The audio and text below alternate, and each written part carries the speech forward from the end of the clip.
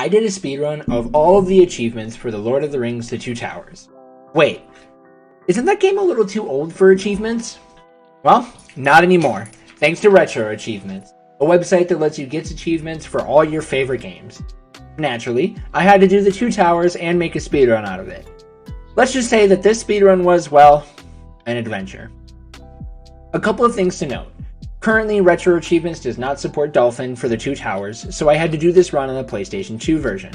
Also, this run was a donation incentive to help raise money for Dr. Pi and I's trip to AGDQ, and I just want to thank everyone who donated to help this run happen. With that out of the way, let's get into it.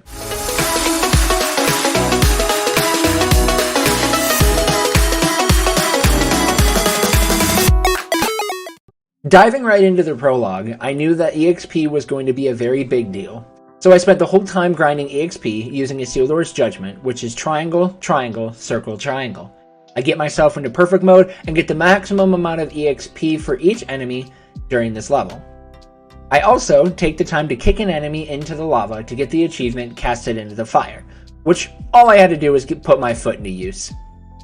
I continue to EXP grind and finish off the level and get the achievement, The Hearts of Men Are Easily Corrupted, and For Freedom of Middle-earth because I beat the level on expert difficulty as well as with the perfect rating. Throughout this run, I will be spending all of my time playing on the hardest difficulty, expert, as well as I will be trying to get a perfect rating because that gives you an achievement for every single level. The next level we dive into is Weathertop, where we have to defeat 5 ring wraiths. I have to make sure I get the perfect rating as well as complete the level damageless for the achievements The Ring Draws Them and They Were Once Men, Great Kings of Men. Unfortunately, I got poor RNG and immediately took damage from a ring wraith, which meant I needed to come back to the level later. I managed to finish the level with a perfect rating and continue to move forward in the run to get more achievements. Now, I move into Gates of Moria. I have to complete the level with all 3 characters, Aragorn, Legolas, and Gimli, get a perfect rating at least once, collect all of the EXP blocks, and beat the boss, the Watcher in the Water, without taking damage. I managed to maneuver around the level, fight some goblins to get some extra EXP as well as get the perfect rating, collect the EXP blocks, and then fight the Watcher in the Water. Thankfully, this fight is straightforward, so I did not have a problem dispatching him without taking any damage. I finished the level with Legolas and Gimli, grab some upgrades, and move on to the next level, Balin's Tomb. Balin's Tomb I knew would be a fun time because it is one big EXP farm. Thankfully, I bought Swift Terror, which is the combo XX triangle with each character, and so I can get into perfect mode easily to continue to get the perfect mode achievement in this level. The struggle that I knew that would happen would be the cave troll fight, because once again, I had to beat the troll without taking any damage. Sure enough, as Aragorn, I get hit while trying to be careful. So there goes the damageless achievement. And I think to myself, well, it's fine. Maybe I can get some better luck with Legolas. Unfortunately, I do not get the same luck and end up getting hit as well. Which means that my hope was with Gimli. Great. Gimli is a character with some of the most broken and janky hitboxes ever, so it can be a coin flip on how well the level can go. Because of this, I play this fight extraordinarily safe.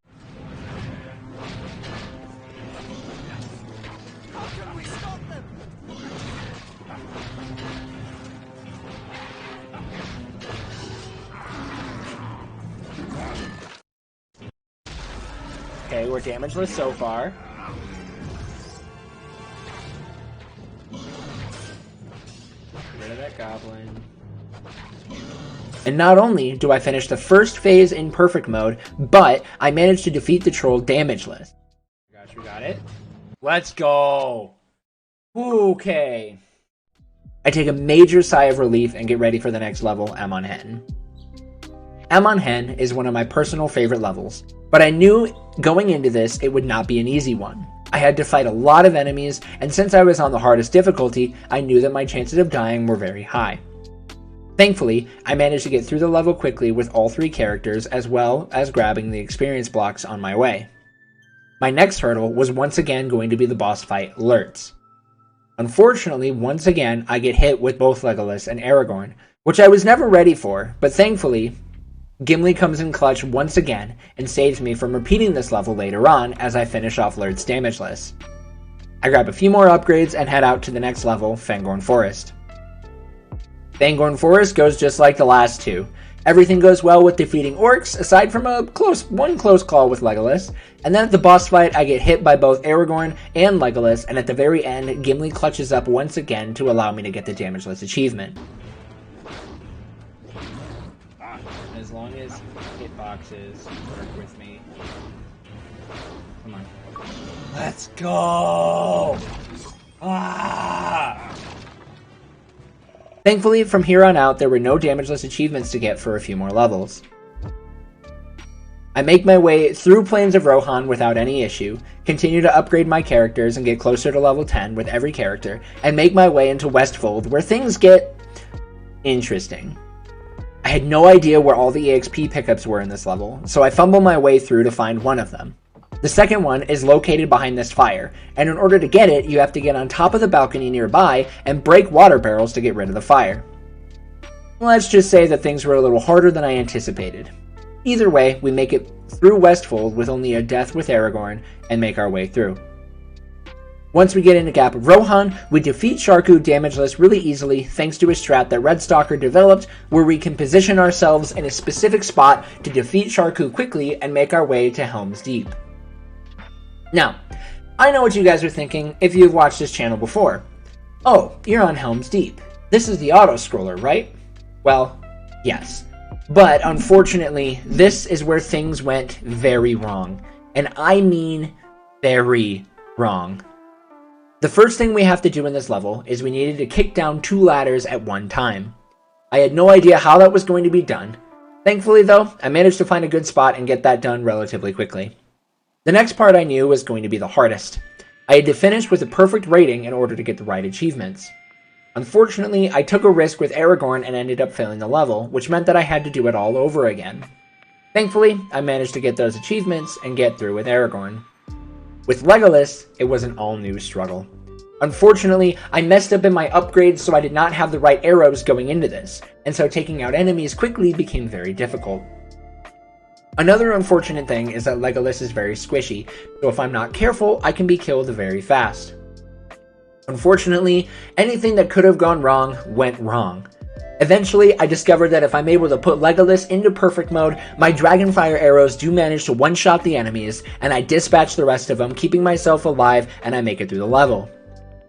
Unfortunately though, when we get to Gimli, as much of a clutch-up as he has been previously in the run, it was another similar story to Legolas. Fail after fail after fail, but eventually, we made it through. It was almost an hour of Deeping Wall. It should be 24 minutes, 25 minutes. With all of this said and done, we spent almost an hour in Deeping Wall, where normally this should have taken us around 30 minutes. So that was an unfortunate amount of time that we lost. Next up, we have Breached Wall. Overall, this level did not go too bad. In Breached Wall, it may seem like an endless amount of enemies, but there are specific waves that you have to defeat. As we dispatch all of them, we continue to gain EXP and continue to get closer to finishing the level. We had some trouble getting one achievement where we had to destroy 2 catapult guards at the end in one shot. But there's one trick to this. These guards could not have taken damage previously before we started doing damage to them. So, we had to figure out a way to break both of them in one shot before damaging any of them, which meant that I had to get into perfect mode before I could damage the catapult at all.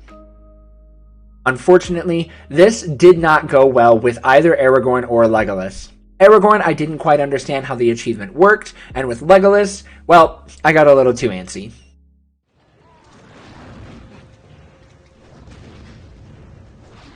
I hit the catapult with my frickin' daggers, so I don't know if I can do this. Which meant, once again, we had to rely on Gimli. Okay, what is happening here? Don't hit the catapult. Okay. No! Got it! Oh! But thankfully, once again per normal, we were saved by Gimli. as I was double checking the mission, I noticed that I had missed an EXP block that I was supposed to carry through the level. That meant that at some point I had to go back and do the level over again with any of the characters and grab that EXP block so I can carry it through to the end. So overall with that did lose me about another 10 minutes worth of time. We finish up Breached Wall and then we head into the next level, Hornberg Courtyard.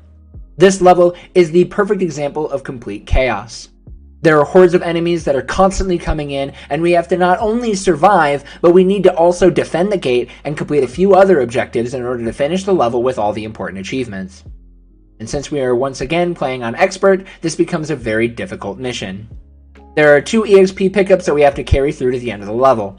The first one is picked up after killing the last Uruk when you save the ally up on the wall. The second one, however, was a puzzle to me. I spent a lot of time looking around every inch of the level and could never find it. Eventually, it did hit me though. 1 EXP block is dropped when you kill the first troll at the very end of the level. So thankfully at the very end I do manage to get through. But once again, I take a few more deaths and really struggle to get through the end of the level. Yep, I'm dead. Love this freaking video game!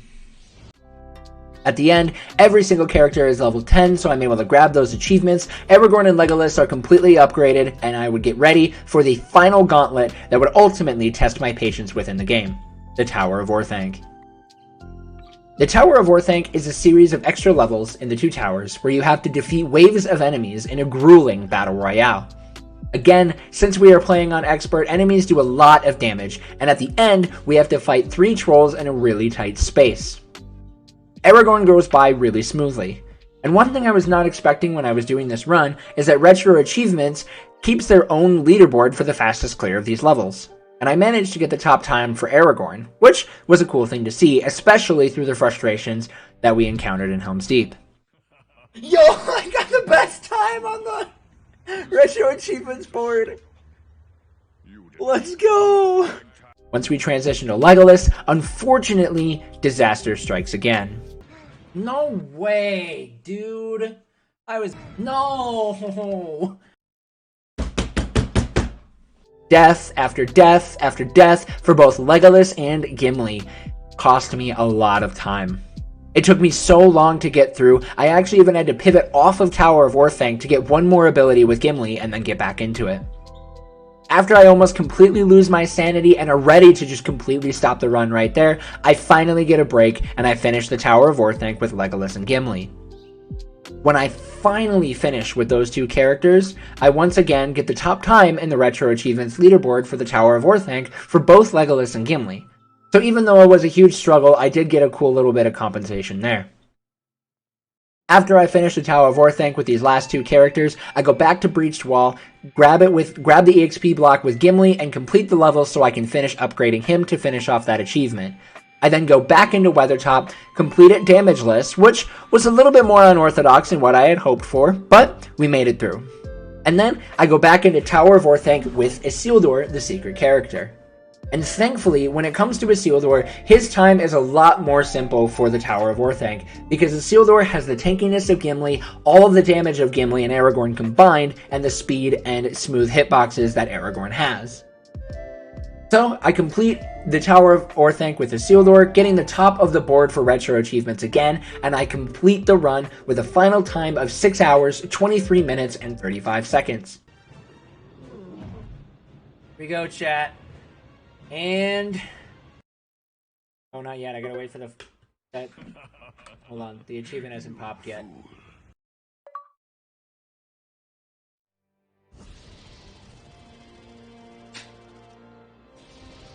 Holy frick, we did it. There were a lot of mistakes and a lot of deaths, but thankfully, we made it through. And since this was the first time this run was done, this is achieving a new world record. Now, I know the question may be asked, will I ever return to this category? For the time being, I can't really say yes or no. While this run was actually a ton of fun and a great new way to experience the game, unfortunately, this run was very difficult and tested my patience in a lot of ways that I really do not like to display while I'm streaming. But I'm sure eventually I'll look for revenge as I look at some reroutes and some possibility for more time saves to try again another time. But for the time being, the world record will right now sit at 6 hours, 23 minutes, and 35 seconds. But overall, I want to thank you guys for watching this video. I hope you guys enjoy this type of content. I have a lot of plans to want to look into more fun gaming style content, from speedruns, different challenge runs, to just throwing out some fun stuff with the Discord community, and other various videos, like why I posted a Call of Duty video a couple of weeks ago. Make sure you guys subscribe to the channel to continue to support, as well as support me on Ko-Fi if you would like to support financially, as that'll be the best way that you can help support me directly. I hope you guys have a wonderful rest of your day, and I just want to remind you that you are fearfully and wonderfully made. You are valued, and I hope you have a fantastic rest of your day.